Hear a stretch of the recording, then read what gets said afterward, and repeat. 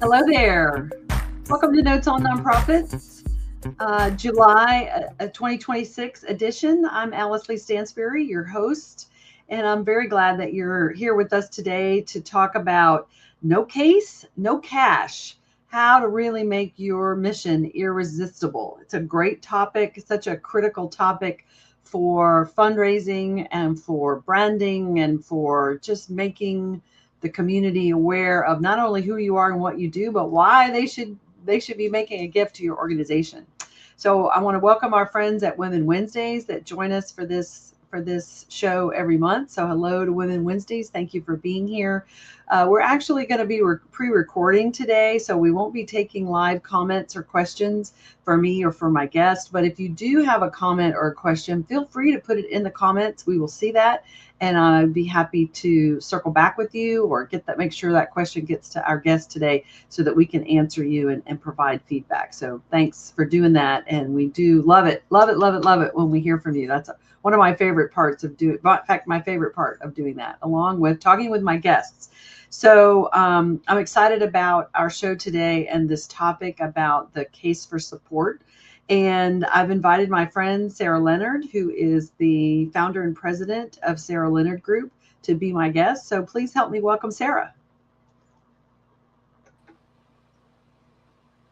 Thanks, Alyce Lee. It is great to be with you. Hello. Thank you so much for joining me and for agreeing to be my guest. I appreciate it so much. Sara and I have known each other for many, many moons now, many, many years, both working in the fundraising space, active in the Association of Fundraising Professionals.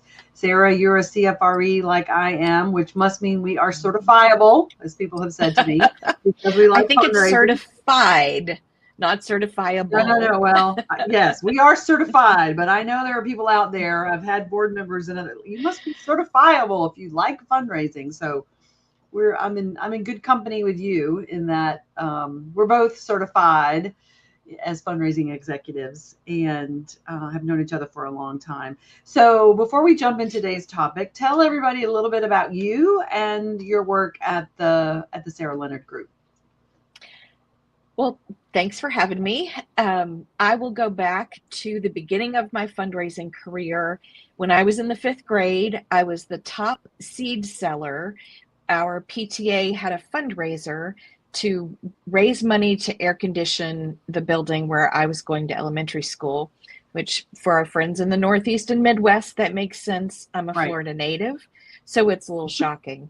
So that was my first taste of fundraising. And then I had a brief career, a 1-year career in banking, and it was not a great fit, and had an opportunity to go into fundraising through some volunteer work. So I got into it sideways, like many of us do, yes. But I haven't looked back. That was over 35 years ago, and I've raised money for various kinds of organizations. Yes. And part of what I love about this work is that it's different every day.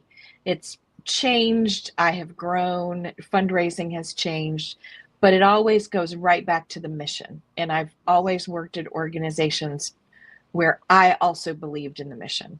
Yes. I appreciate you sharing that and saying that.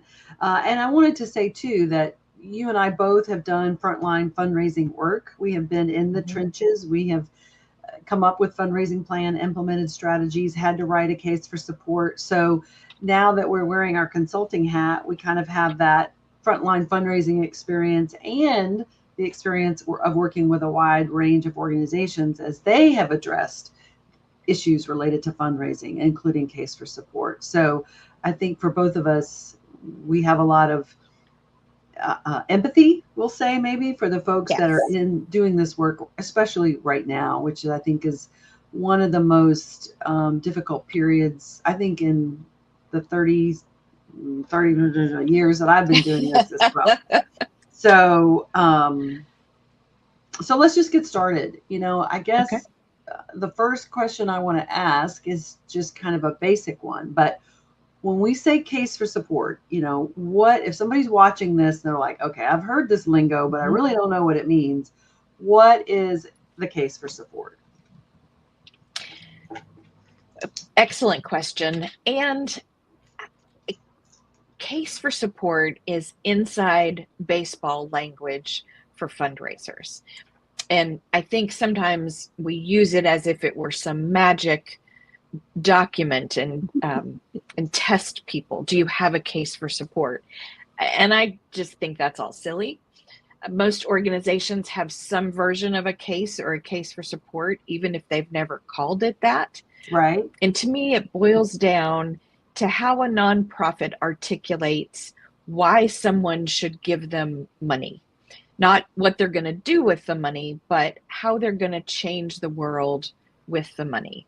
And you taught me, I thought it was your quote, and I used it for many years and quoted you. Turns out it was Jerry Panis, one of the pillars of our fundraising and nonprofit field. But he said, people give for one of two reasons, either to save a life or to change a life.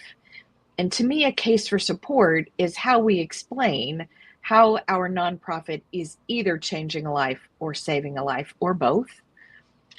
Right. I love that. Yeah, we got to give Mr. Panis his props on that 100%. And, you know, things that you hear like that, especially early on in your career, they just stick with you and you're like, okay, now I get it. And, you know, listening to you give that explanation, which is just makes so much sense. I think sometimes this case for support seems a little mysterious, maybe to boards that come to this work from their own professions. They've not worked in the nonprofit sector. They've certainly not done fundraising. And they're like, what is this? What is it? You know, what is this? But, you know, when you say to someone, you know, this is who we are and this is what we do, which is what we do often. Hi, we're a great organization and we do this. You know, this is who we are and this is what we do. But the case for support is this is who we are, this is what we do, and here's why it matters, and here's how you can help. And here's your role in that process, right? So it goes well beyond kind of the introductory, this is who we are and what we do speech. Is that how you think about it as well? Yeah, I think that's a great way to think about it. And it's bringing the outside in to the equation. And what I mean by that, it's the reader or the listener, whoever's hearing an organization talk about their case for support. That's the invitation for the outside person to come in and join the organization in their life-changing, life-saving work. Right. And I also think that's where a lot of nonprofits fall short, is they forget that a case is meant for the outside listener or the outside reader. Can we talk about jargon? We absolutely can. And we need to lift that up, you know, let's just lift that up and put it out there. The case for support is for people outside your organization who may or may not know anything about your organization and why they might want to get involved and support it. So it's not our tool. It's our tool, but it's for them. Right. Yeah. And what are your thoughts in the nonprofit? Yeah. In the nonprofit sector, we, I think, spend a lot of time trying to impress each other. And inside of an organization, they use special language that becomes jargon. And they forget the rest of the world doesn't think about their cause all day long, doesn't stay up to date on the latest language. And I think with a case for support, it's really important that it's written for the outside person. So when I teach about case for support pretty often, and when I do, I play a jargon game and I start with, if you don't think you have jargon, it means you're so deep into the jargon, you've forgotten it's jargon. Also, kind of a litmus test on jargon. If it's initials or an acronym, then it's probably jargon. And that serves no purpose in a case for support. That actually can turn off a person who might be interested in helping you do what you do, but they read the jargon and that doesn't make sense to them. That sounds like blah, blah, blah. And we don't want blah, blah, blah. We want language that resonates. It doesn't mean anything to them. Yeah. So, I mean, the case for support, couple of things. So the case for support is written for the prospective donor. for someone outside your organization who may have an interest and be invited to learn more and make a gift or investment in the mission in some way. So that's the target audience for the Case for Support. And, you know, the best case for supports in my mind sound like someone talking. The language you use sounds like the conversation you'd have with your best friend over lunch, saying, let me tell you about this amazing organization. Did you have any idea that this many people in our community won't have a warm meal tonight? I mean, those kinds of everyday language, no jargon, no initials, right? That's right. What we're talking about. Absolutely.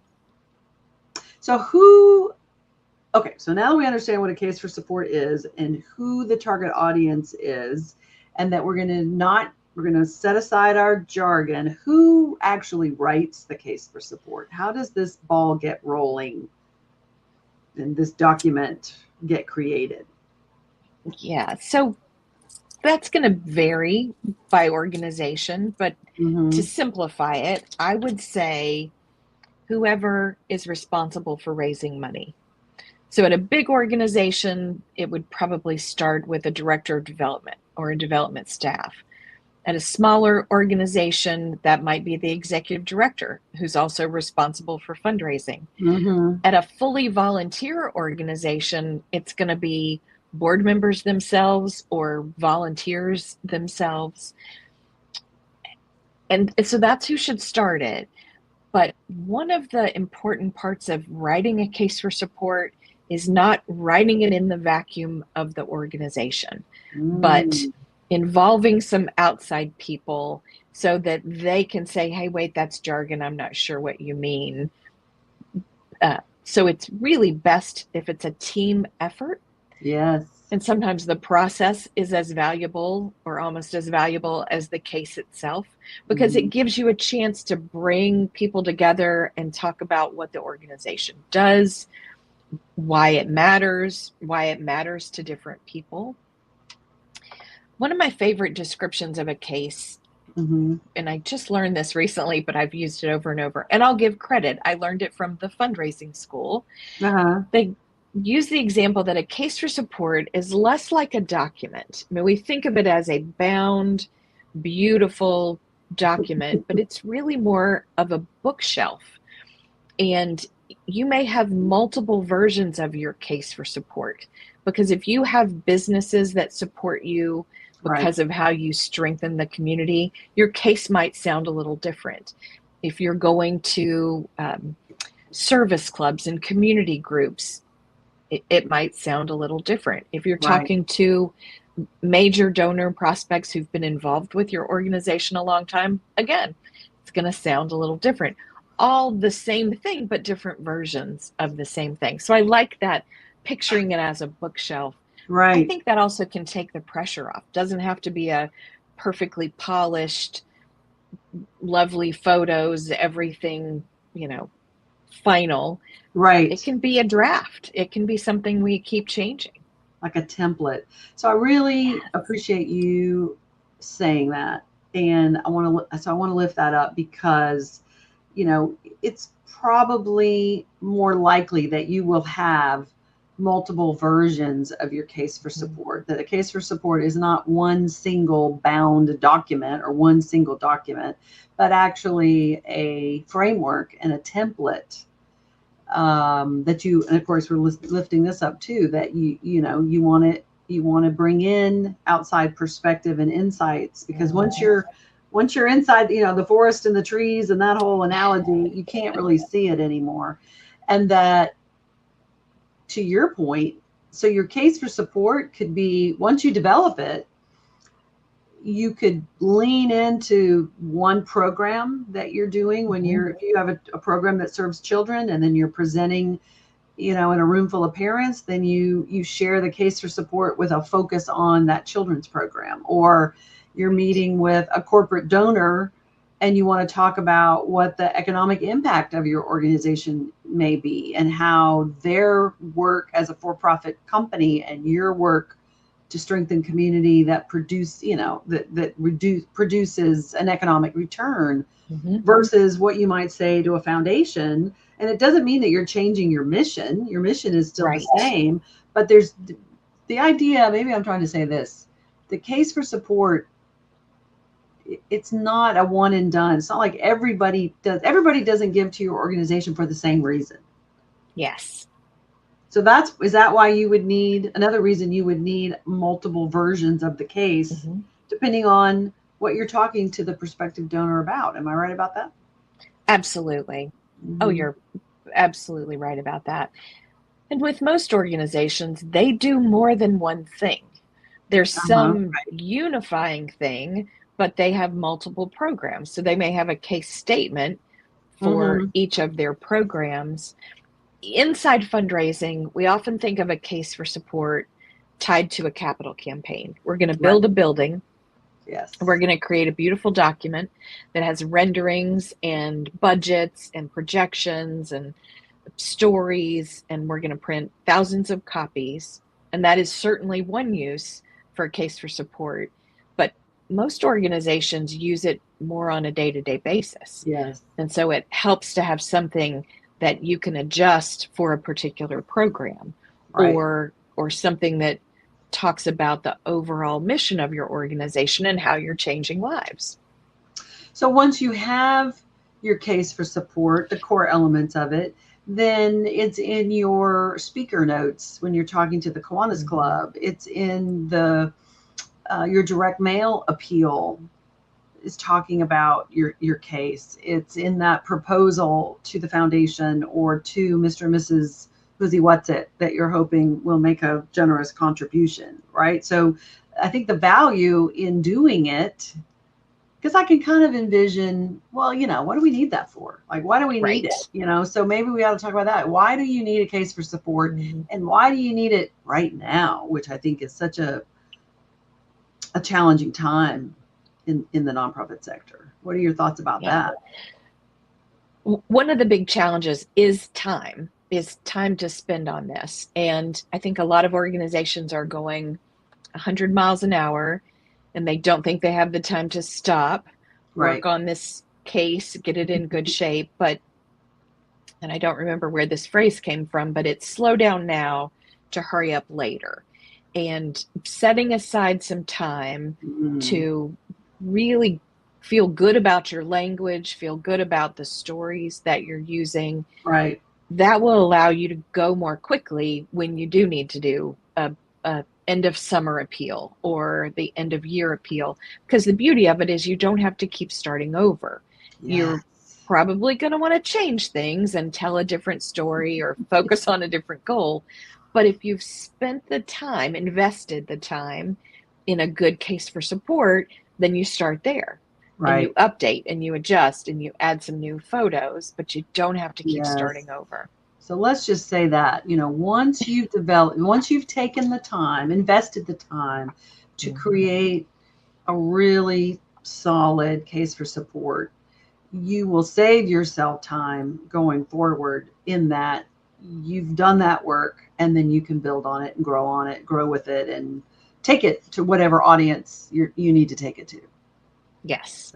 But otherwise, and I've seen a lot of organizations do this, where they're kind of fundraising on the fly, and I don't think that serves them well in the long run. And so that's part of the value of a case for support.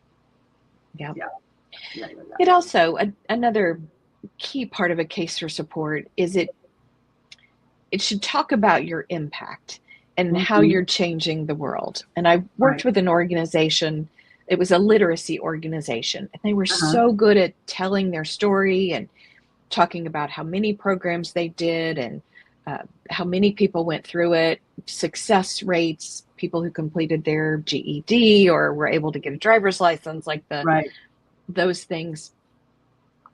But they didn't focus as much on the impact. Let me say the pre-impact, like who was coming to their programs. And they didn't stop and take the time to tell the story of why it was needed in the first place.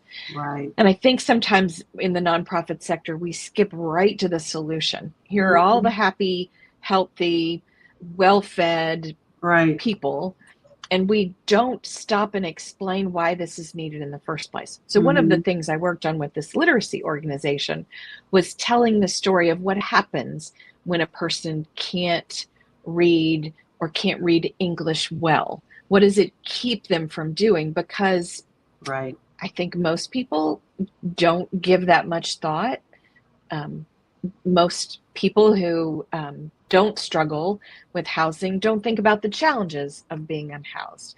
A family who doesn't struggle with putting food on the table doesn't always realize what that's like. And so it's important to state the problem so that the people on the outside who we're talking to understand the problem, and then we can bring them in with us to be part of the solution.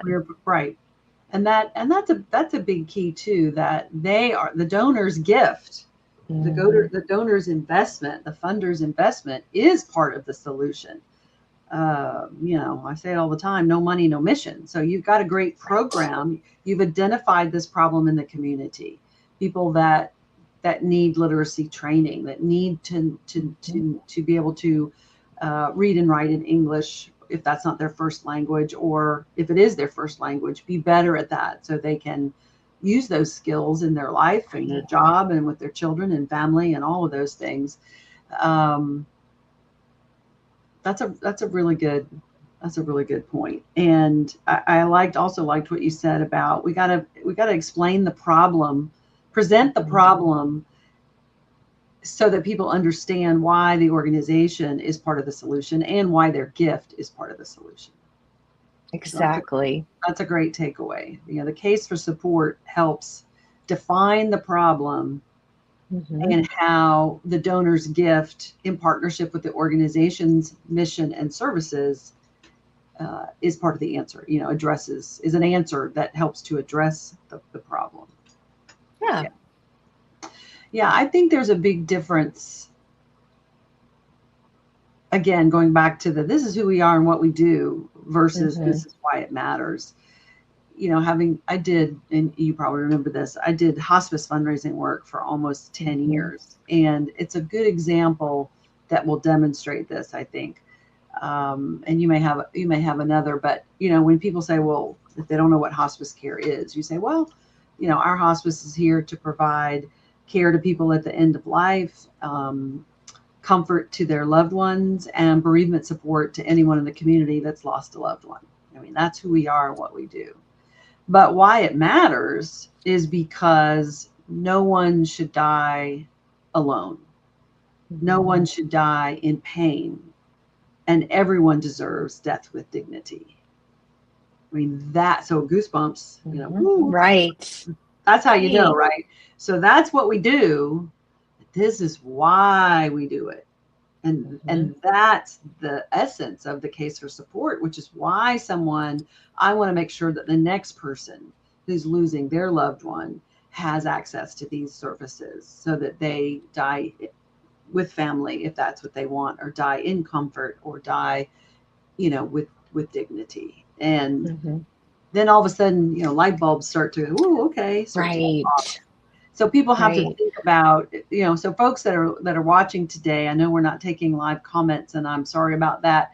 But as you're thinking about your case for support, in the work that you're doing, why it matters. And so we got to be able to articulate that in a way that the person who doesn't know or hasn't given or doesn't understand why they need to give or what their gift would be for will understand it very clearly. Oh my gosh, when I do this, I'm sending a kid to camp. When I do this, I am feeding a hungry family. When I make my gift, I am changing a life, saving a life, ensuring that there's someone at the bedside when their loved one is dying. I mean, that's it.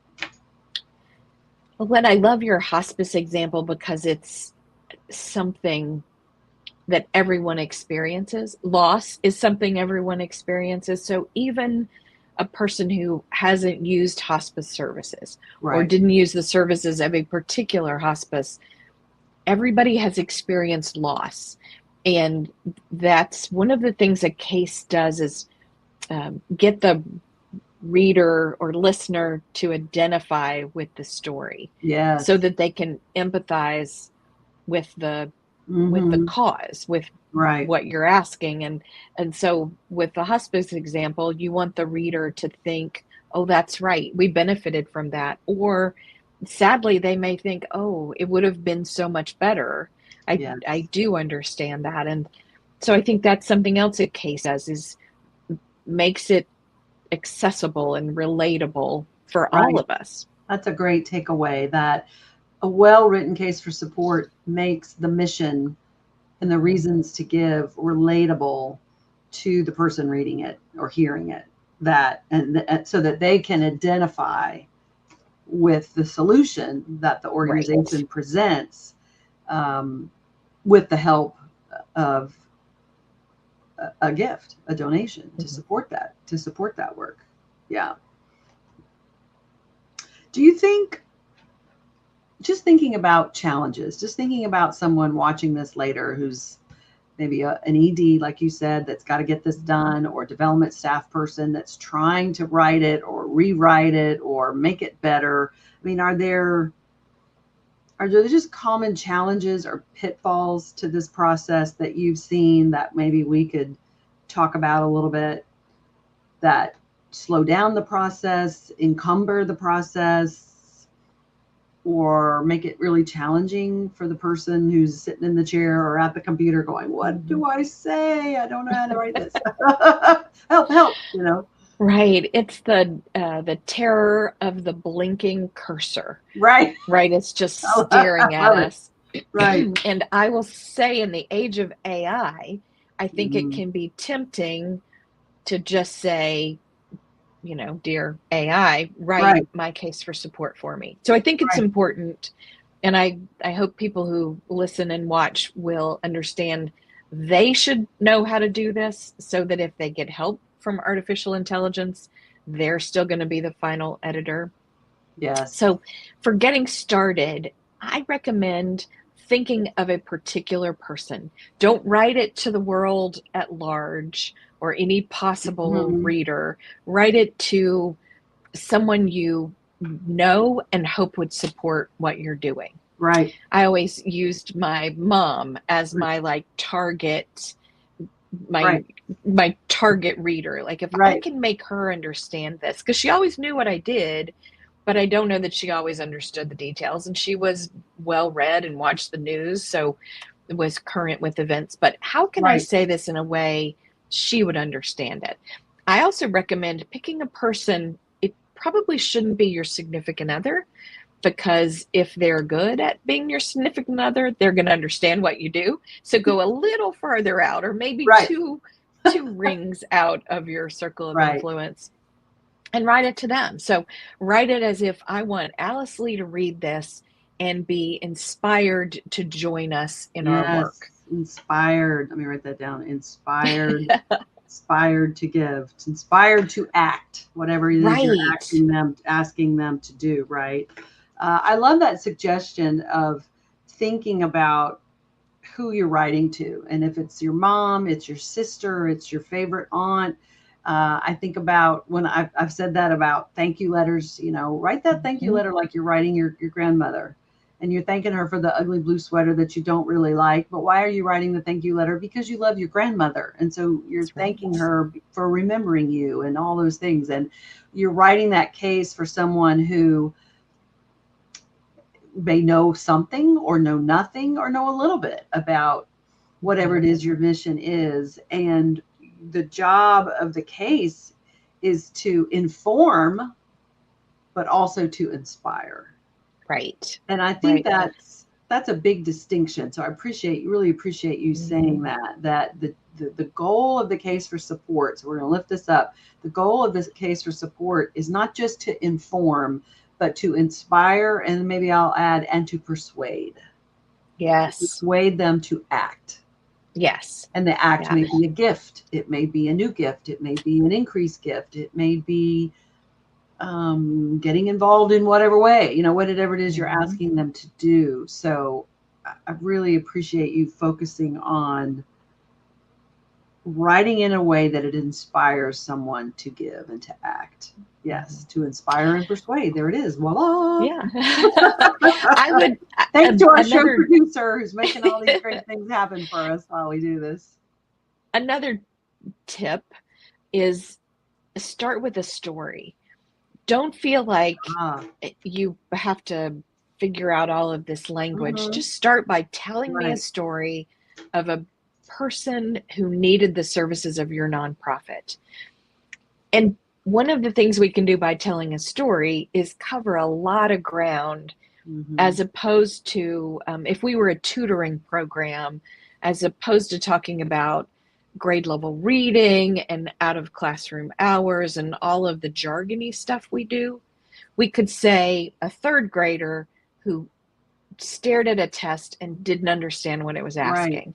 Or, a fourth grader who doesn't have any books in their home and needs someone to spend time reading with them in the classroom. Like, we can tell a story, and very quickly the reader can join us there and understand what we're talking about, picture it. And then we can go more specific in what the organization does and our particular approach to a problem. I also think it can get us past so much jargon if we're talking about real people. Yes. So I love that. A story about real people, which is happening all the time, no matter what your organization is. Every day you're serving people. Start with a story that illustrates what the problem is and what people need as a result of that problem, and how your organization is addressing that need. You know what? When I was listening to you talk a minute ago, I was thinking about an example. This is from Tom Ahern, who's done a lot of work around Case for Support over the years. And I remember him telling a story about a school that was for students who were basically did not succeed in the traditional school environment. So this was a school for kids that kind of the typical school process had not worked for them. And they really focused on the arts and music as a way to reach those kids and teach them what they needed to know, but to do it in a different way. And so the example that he gave was, when this student entered our school, or entered the third grade, she could not spell cat.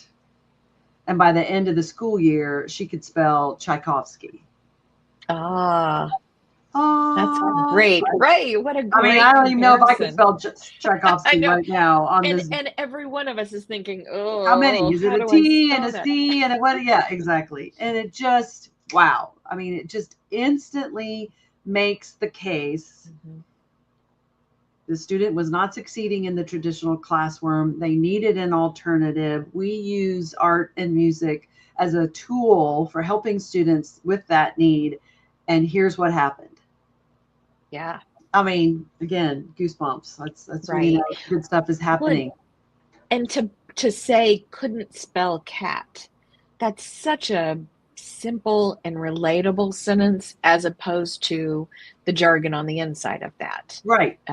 Right. Well, Good point. Because that's the tip of the iceberg, and the rest of that iceberg is all of the educational theory. And I'm not an educator, but there's just depth and breadth to all the things that are going into the learning techniques and the approaches and the process and everything to move that student from where they are when they come into the school and where they really want to be, need to be, along with the rest of the peers. So it was that's one that really stuck with me because it was such a good example.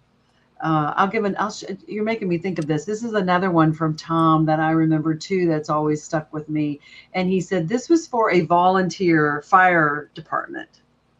And the message was, come to our breakfast, we'll come to your fire. I love it. Yeah. Right. Yes. So first of all, it's funny, right? Like, why does it work? First of all, it's funny. Second of all, it's short. Third of all, it's not really about the pancakes. It's not really about the pancakes. It's about the fact that we are the people who show up at your house at 2:00 in the morning when your house is on fire. Mm-hmm. Fire, Yeah. So those examples are just kind of coming to my mind. I don't even have it in my notes, but I mean, it illustrates what I think you're talking about. Start with the story. Start with something very simple and basic about why your organization matters, because your goal is to inform, but also to inspire and persuade them then to act as a result of hearing. Because, when you hear that, you're like, you know what? I could cough up $5-10 for some pancakes, because that'll be worth it if they put out the fire at my house or my neighbor's house or my yard or my neighborhood or my community, right? Yeah. Oh, absolutely. Yeah. Well, I like that there's some personality in that. Yes. And it doesn't always have to be humor. Thank you. That's the word I was looking for. Because sometimes examples are the funniest, cheekiest organizations, but some nonprofits can't be funny or cheeky. They're dealing with really intense or heavy issues, but they still have a personality, and their personality may be compassion or maybe justice or all voices being heard, and they can incorporate that personality into their case so that it fits with what the mission is. Right. Good point.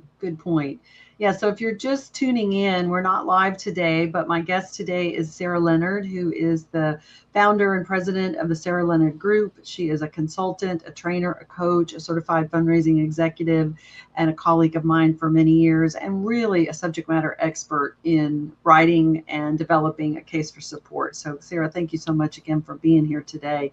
And I think we've hit on some really, really good strategies to how to get started, how to understand what the case is, how to get started, what it is you're trying to do, which is to not just to inform, but to persuade and inspire people to take action, whatever it is you're asking them to do. And I think your point you just made is that there are many missions out there that are very serious. Domestic violence shelter. A client that I'm working with, have worked with, that's working in, human trafficking.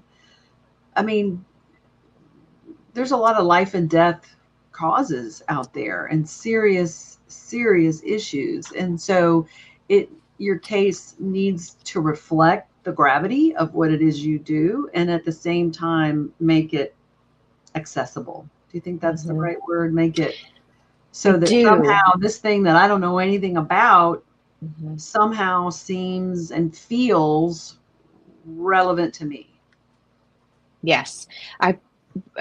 You mentioned a domestic violence organization, and I interacted with one recently that used locks and gates and doorknobs kind of as their illustrating factor, because it's about safety.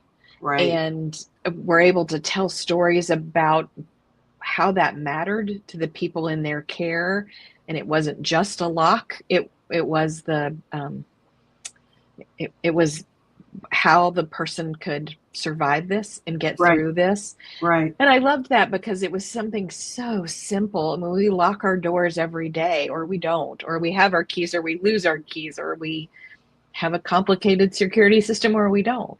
But to then allow us as outsiders of that organization to think about the power of a lock.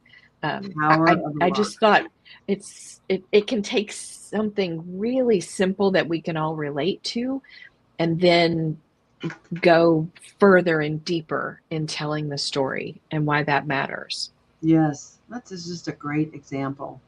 The power of a lock, and what and that means safety and security for people and their children, perhaps. So that's really good. So we've talked about that it's often the development person, if they are in a larger organization, that kind of gets this ball rolling to write the case for support. Sometimes it's the executive director, if they are wearing multiple hats, could be a volunteer in an all volunteer organization. So I want to circle around to the board of directors. So in your experience, what is the role of the board of directors in shaping the case for support, or maybe sharing the case for support? I mean, what would be your thoughts on that? So we'll start with shaping. They are great. They're pretty tight, and I'm picturing concentric circles, organization at the middle, then the board and staff, and then, so they're pretty tight in the circles, but they have access to the next ring and the next ring, and can help us with how people see our organization, what questions they have. One of the instructions I give is, when you're writing your case for support, think about the day before you started at your organization. What did you know or not know? What were the things that surprised you once you got inside? Remember, you're writing to people who don't know that stuff. With some instruction and some guidance, board members could be great proofreaders, or a focus group to offer you some feedback. And I say with instruction because anytime you're sharing a draft case for support, you want to say to whoever you're sharing the draft with, this is what it is, this is what we're going to do with it. Don't add the jargon back in. Don't take out the heartwarming stories or heart-wrenching stories. But then they can offer feedback. That's a great tip. Let me just jump in and say that's a really great tip. That too many people, too many cooks in the kitchen trying to make the soup is not going to work. And it's not about this word or that word, or the comma needs to be here. That's not what you want a board to do. You want them to give you input, help you make sure that it sounds that it conveys that passion. Yes. For the mission and the importance of the mission. Yeah. They're not proofreading just makes my that's the back of my neck stand up. Sorry, that was probably the wrong word. Board members can also help you with stories, and stories, people inside an organization should also be helping board members with stories. But hopefully your board interacts with your organization enough they know what stories resonate. Yes. When I do board retreats or that kind of work, I like to ask board members, how did you first become introduced to this organization? To hear some of those stories and what it is about the mission that resonates with them. What is it they misunderstood and now they're glad they understand it better. And then there are multiple ways a board can use a case for support. A well-established, vetted, proofread, all the commas are in the right place case, once it's ready, boards can use that in any kind of communication they're doing.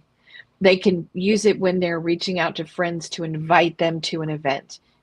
It's not just the breakfast. It's not just pancakes. This is how we're changing the world. Come change the world with us.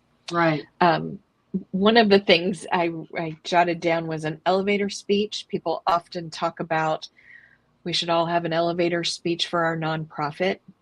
It's not my favorite term, but we should all have a story that we can tell in a way that we can introduce our friends and families and colleagues to the organization we care so much about. And a case can help a board member get that ready, be ready to articulate it. Great point. Yeah. No, and besides, nobody ever really bought anything in an elevator anyway. Exactly. And I've done that work where you talk, you need what's my 30-second, hi, I'm on the board of the Domestic Violence Center and we do this, this, and this. I mean, you do need that, but sometimes that gets a little elevated, if you'll pardon the pun. A little more. I think it should.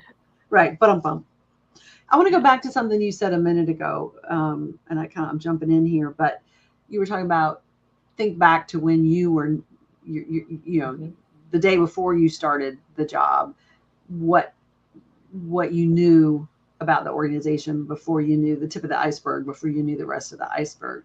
I'm wondering too, if you've got newer board members, people that just came on your board that are still in that we're learning phase, they might be a good test audience for a new case for support or an updated case, because they have that same view, which is we don't know much, but we know it's important, and we know it's a good thing, and we know something, but we don't know really all the reasons why it really, really matters and why a gift is so important. Yeah. Oh, I think that's a great idea, to engage a newer board member. Right. I mean, it's a specific task. I mean, it's something they really could have an impact on. I also, in the modern era, when we can use Word and just write draft across something, remember the old days with the stamps? Yeah. And the big draft stamp. Yes. I miss stamps. This is when we were still rubbing sticks together to make fire. Yes. Right. We haven't right been doing after we started the fire. Haven't been doing it very long. Not at all. Not at all. Yes. Draft. Right. Yeah. So there's a feature in Word that is called watermark, and you can insert a watermark on a document so that it says draft across it. And I love that for a case, because then you can show someone we are still looking for feedback. Right. And in capital campaign work, it's one of the things we do before a campaign is launched. We take that draft case for support out and say to people, what do you think of this?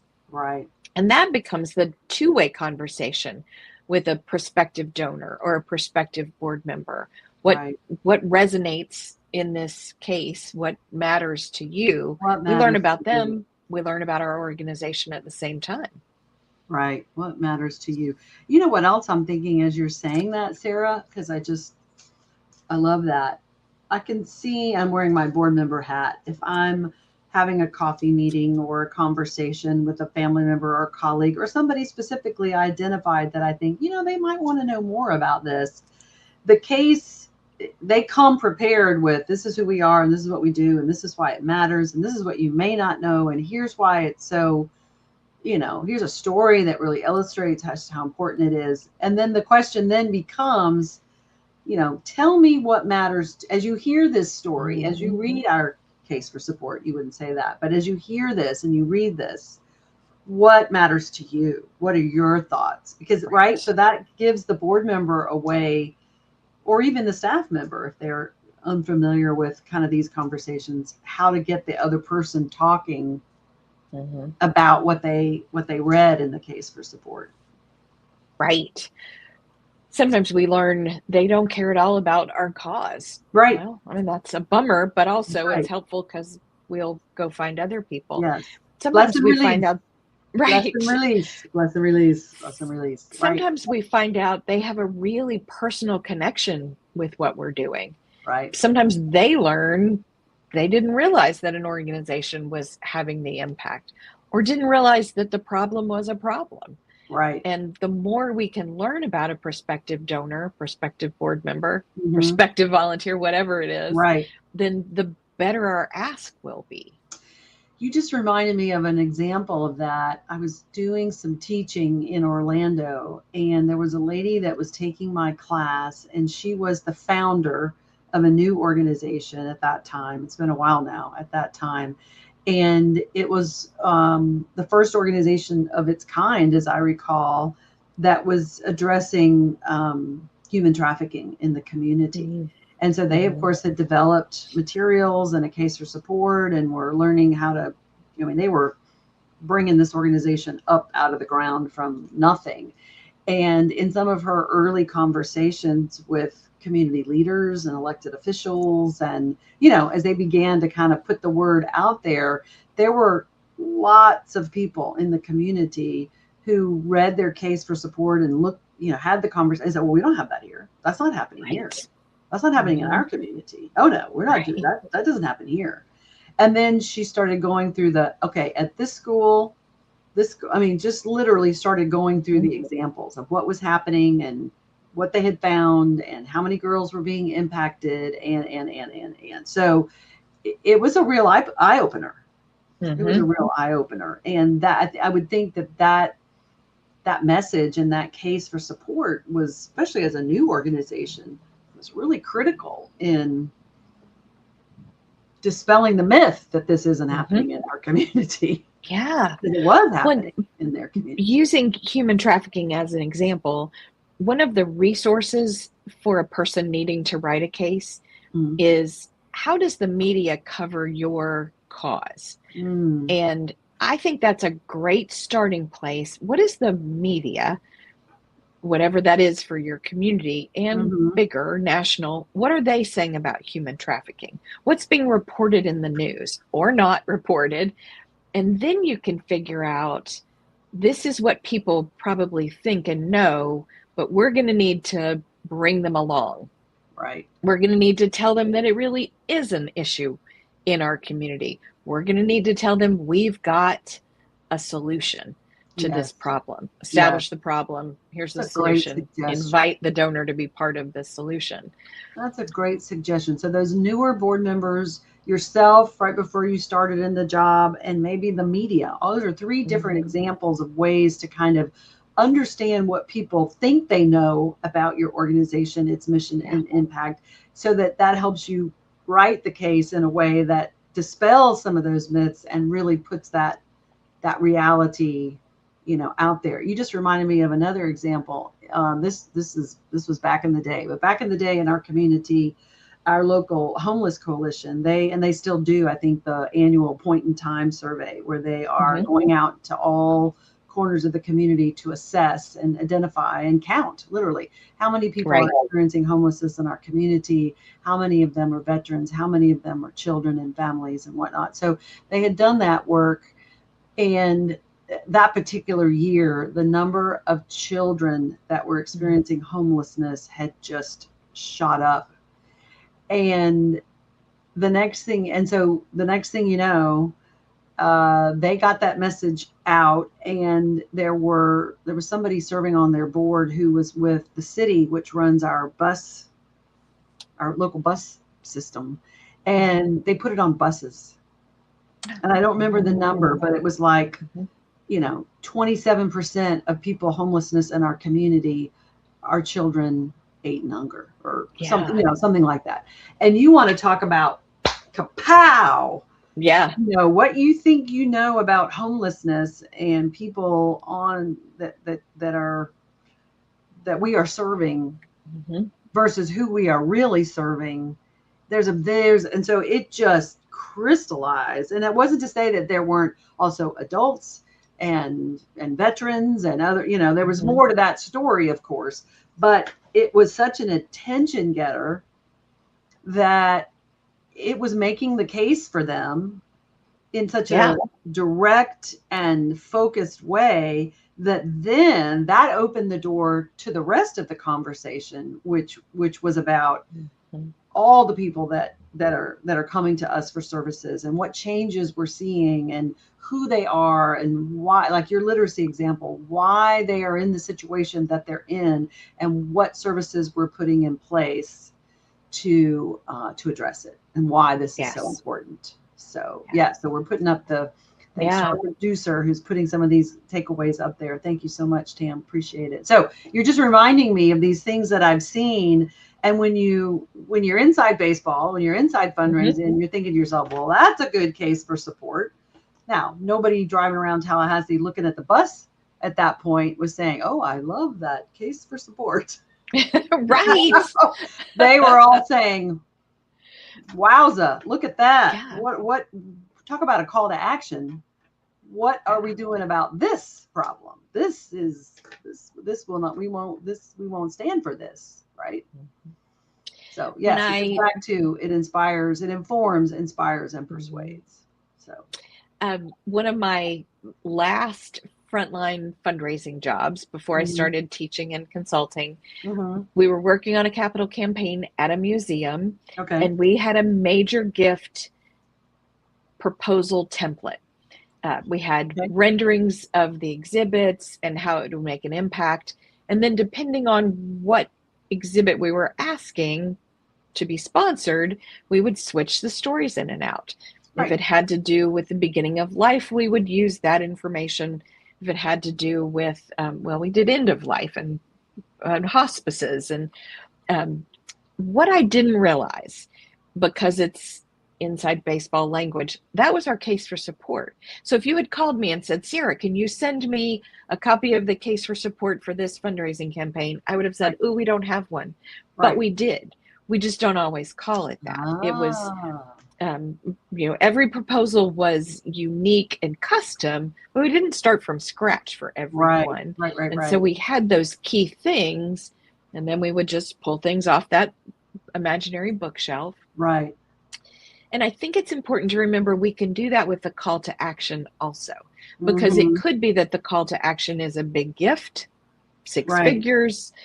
It could be that it's a monthly donation program starting at $5 a month. It could be that it's not money. It could be that we use the case for support and we ask people to volunteer their time, or we can use that case for support to get people engaged in advocacy for our organization or our cause. Like, once we've invested the time, we can use it over and over, all kinds of different places. Yes, I love that. I loved what you just said. So let's lift that up, that you may be watching this thinking, I don't have a case for support. We don't have a case for support. And in reality, you probably do.